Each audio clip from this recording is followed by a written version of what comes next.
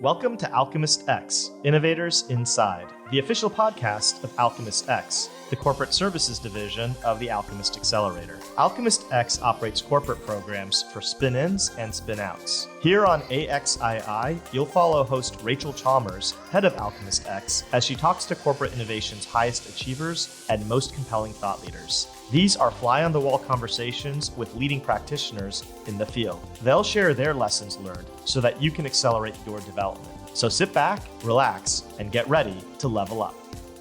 Today's guest is Mayra Ceja, a sales and marketing expert, venture capitalist, and podcast host. She's currently head of business development and partnerships for Hubspot and the host of Venture Unplugged. Mayra spent 9 years as president of the Princeton Entrepreneurs Network and led 21 investments for Princeton University's first seed fund. Mayra, it's so great to have you on the show. Hi, Rachel. Thank you so much for having me. It's a pleasure. At Princeton, you represented entrepreneurship and innovation within what's effectively a huge company in the business of higher ed. Can you talk about the perks and challenges of that role? Absolutely. By design, when you're inside a 200-plus-year-old institution, you have to deal with a lot of institutional inertia and bureaucracy, which can be familiar in any corporate setting. Now, in order to create change and really drive innovation, you have to start with a startup mindset and be able to move quickly. So the whole process is actually very similar to the way a founder will go through launching a company. It all starts with having a vision, a mission, and then being able to create a mission that really inspires and aligns both internal and external stakeholders. You want to work through each stakeholder, get them on board, and then once you get the green light to execute, the hard part actually starts, which is then delivering a clear plan, making sure that you have the right KPIs and continuing to iterate quickly. And then, for your last question, when you think about how it was accepted in terms of the community, we really want to be thinking about wide adoption. And so for us, the Princeton community has always had a long-term tradition of innovation and entrepreneurship, whether it's some top founders like Jeff Bezos, Nick Faust, who started Jet.com, or Lauren Bush at Feed.com. All of this rich history really ties together to really support our mission for innovation. Did you see a lot of pushback from folks within Princeton who were suspicious of these changes? No, I think one of the key things is to figure out how to communicate a very large, ambitious goal, right? And I think when you look at where my strengths are, it's really to be able to take very complex ideas, very ambitious goals, and then being able to communicate those as to how do they actually benefit the community. And once you're able to do that, then you really get people to rally around it. What were some of your KPIs? What did people measure you against? And how did you do against those goals? So when we were looking at KPIs, one of the things that was clear and foremost was how many founders did we fund? And how do we set up a good cadence for that, right? It's not just investing in the most, but you actually want to be looking at how successful are they. So we, in addition to the number of startups that we founded, we looked at how often did they get follow-on rounds, or were there any other metrics of growth, such as revenue or community building. And from there, that's how we're able to tell a narrative and a story in terms of how successful each quarter was. And when you look back over that experience, what are you proudest of? One of the things that I'm very passionate about is actually providing access and opportunity to female and diverse founders. One of the exciting female founders that I invested in was Danielle Cohen-Shohet. She was the founder of this small startup called GlossGenius. And it was a startup that had been struggling to get VC funding attention because it was a vertical SaaS company appealing to a very unique demographic. This appealed to small businesses that were particularly tailored to hair salons. So this is a great example of a female founder who has a very unique insight into unique pain point and that is able to address it with unique problem solving, yet that might not be as widely or commonly funded. And so having actually a seat at the table during those investment discussions, I think really brought about that change of changing the perspective and the mindset of what SaaS traditionally looks like. Did you find that particularly with your female founders, they faced the same challenges in downstream fundraising? Even if they'd got that boost from Princeton, they still faced the same prejudice when they went out to other institutional investors? I think it's a great starting point, right? So that was really part of the intention, is that once you get one top accredited investor, it can actually help deliver that next conversation piece to other well-known institutional investors. And that's really what we saw, that it actually helped not only one, tell that narrative of, hey, this large institutional investor is backing us, but also we had a set of mentors that included our investment committee that then would be able to open up doors, make introductions that were needed and much welcome for these female founders. That makes sense. It's a matter of getting your foot in the door and then being able to make change from the inside. You've had so many successes. If you had one do-over, what might you do differently? I actually think about understanding the power of social media much earlier on. So now we've talked about how I have my own personal podcast, Venture Unplugged, and almost every day I really see how powerful of a platform it is, not only as my personal brand, but also in the massive reach that it can have. Over the last year, I think this is actually one trend that has changed a lot, which is that now your physical presence, right, isn't always necessary to be able to communicate to one-on-one people or even a larger audience. So my theory is actually that going forward, your digital presence is going to be even more and more important than your physical presence. So I do want to encourage everybody, whether you're an employee at a corporation, a founder, an aspiring tech person, to think more about how you can influence your digital presence. And I also want to encourage people who may think that, hey, it might be too late to get started. It's actually not. There's an old saying that says the best time to have planted a tree is 12 years ago, but the second best time is today, right? And getting started. What do you think makes innovation so difficult? And in particular, this kind of corporate innovation you were doing within Princeton, where you're pushing against a large existing institution. Change is incredibly hard for a couple of different reasons. One of them is that most people really prefer the sense of stability and comfortability. And founders, and you should consider yourself a founder if you're pushing innovation, right? You're creating something out of nothing. You, in essence, have to make people uncomfortable. You have to bend what is normally thought of as the traditional way and force a different outcome. And for that, you need to be able to paint that picture that I talked about creating that mission that really rallies people. And you have to get people to commit to it and rally around you. So it's ultimately about appending these strong power structures, forcing an outcome, and then being able to create momentum to really drive through that change and actually see it happen. How would you distill all of this experience into, say, 2 or 3 lessons for our listeners? Well, one, I think that you always want to be thinking about your personal life, whether it's your career, whether it's innovation, really as taking complete ownership. And what I mean is that you want to be making a plan for where you want to be headed and driving that plan, seeing it full through. I always believe that you should be absolutely action-oriented and be the entrepreneur of your own life. And ultimately, I think that has served me well, is this idea that you should always create urgency as a habit and you should envision where you want to go. Otherwise, you get taken in different directions. So the best way is if you're in the driver's seat and can command your own adventure. How would you advise someone who is struggling to create that sense of urgency? The first thing would be is to create the own sense of urgency for yourself, right? It's this idea that you need to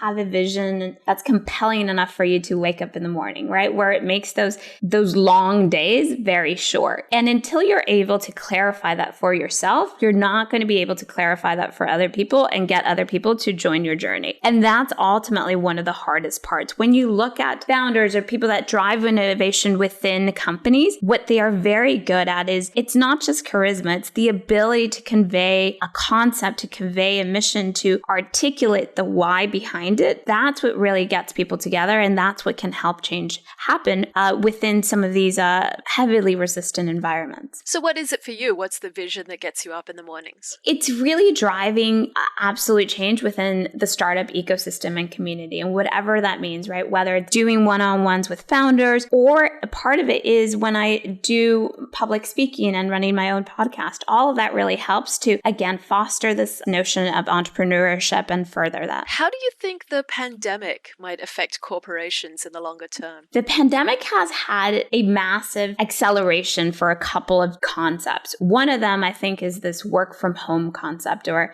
becoming a remote first culture. And that can mean a couple of different things. So one, you're seeing actually companies starting to adapt to 100% remote to 50% remote. But whatever that discretion is, you are seeing this pull from now employees demanding some flexibility in their work schedule. And also having had a full year to really prove to their corporations that, hey, they can be just as productive, if not more. And that sense is ultimately going to be affecting longer term in terms of how do we return back to work. We're seeing a lot of companies really pay attention to this and really try to solve for it. And I think there's a couple of amazing companies that are doing this well. I was recently talking to Brex, who's gone fully remote. Our company, Hubspot itself, has gone into a flexible option, and a couple of others. But ultimately, the way that you want to be thinking about is it's not just solving for the physical space, but you also want to be solving for culture. And I think that's going to be where we want to be paying attention, is how do you build a strong culture that can then help employees feel that sense of belonging so that they can actually be their best selves, bring their best selves to work, wherever that is, and drive those results that are needed. So as an introvert, I've really enjoyed working from home and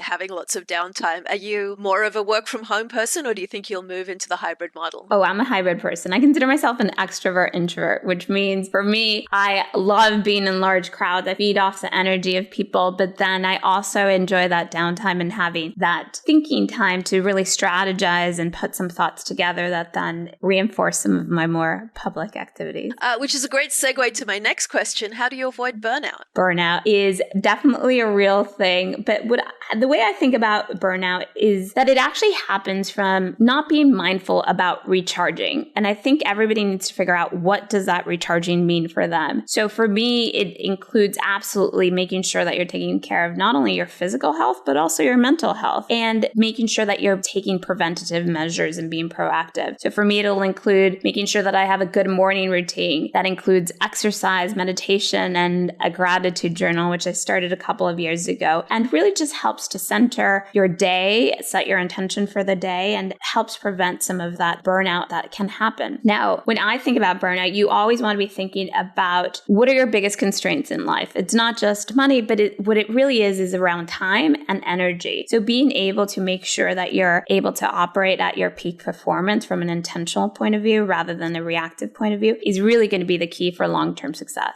Can you share with us the intention that you set for today? First of all, I was very grateful to have this invitation to be on your show. When I set my intention, it was really to be completely open and allow for my words to really transcend and hopefully connect with somebody out there. How do you decide on an intention for the day? What's your criteria for choosing one? I think I look at what is the biggest thing that will have the longest impact in that day, right? And I do this also on a weekly basis. So you can't focus on too many things. The key with any strategy is to focus on a few things and also decide on the other things that you won't be able to focus on. So for me, it's what is 1 to 2, 3 things that I absolutely have to do today that are going to have the widest impact in both that week, in my career, or whatever that is. You mentioned your podcast. What is the best way for our listeners to connect or follow your work? I encourage people to check out ventureunplugged.com. Also follow me on Twitter at Mayra Ceja 007. And if you ever want to connect with me in terms of HubSpot, you can also check out hubspot.com /startups, or DM me directly on LinkedIn. What does the future look like for you personally? How do you think about the next 5 years and how to get where you need to be? I am absolutely excited about the future, but I think I've always been a general optimist. One of the things that excites me about the future is really looking at how the pandemic has accelerated technology and becoming a digital first person, and also have corporations have had to become digital first in order to remain competitive. You can see this whether it's at my current work at HubSpot, or it's actually looking at how startups are being developed and where innovation needs to happen. And that part of it really excites me is how is the world changing? How is it going to adapt? What new technologies are going to come out of it? How do we go to that next level? I'm granting you a wish. And for the next 5 years, everything in our industry goes exactly the way you hope it would. What does the world look like in 2026? In 2026, I think we are better able to leverage our personal time in the way that we want to leverage it, right? So I think where technology can help is really getting rid of some of that mundane task, or the things that we don't want to spend too much of our personal time in, so that then we're actually able to focus on that one-on-one with time with people. I think that personal connections are definitely here to stay while you may still be working from home.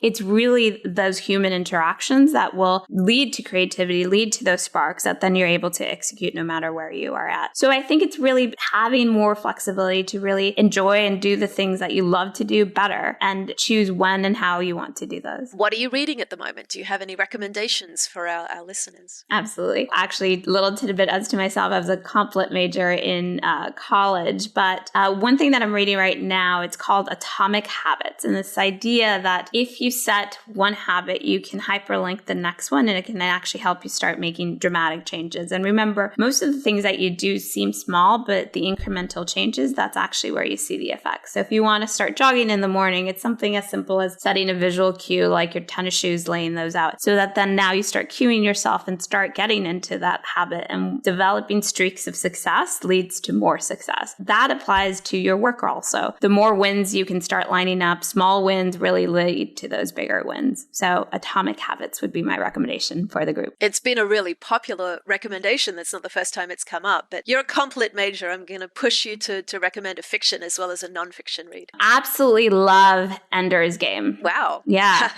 I think that really challenges a lot of the technology that is now, available or going to be soon available. So I highly encourage people to check that one out. Say more about that. What is it that appeals to you in that particular book? I really think it's this idea that it takes you out of your own space. So what I love, I read fiction and nonfiction. I think what fiction really allows you to use your imagination and creativity and really submerge yourself. So I think that was one of the latest books that I've read where I could literally devour that over the weekend and not notice time passing by. So I think that's one of the things when I know it's a good book, to realize that, hey, I'm almost done with this and I'm finally looking up. That's how I can tell it's a good book. Do you see yourself in the protagonist? I've always considered myself as a pioneer and trying to break new ground. So there's always that element when you look at the leading character who is the hero of the story. Is there anything else I should have asked you? No, I guess the one thing that maybe we haven't covered is what I'm looking at in terms of my personal latest investments, which I'll throw that as a bonus. The other thing that's really intriguing to me right now in terms of personal investments is actually looking at the crypto markets. And by that, I think it actually also applies to corporate innovation because of their blockchain technology. I think it'll be very interesting to see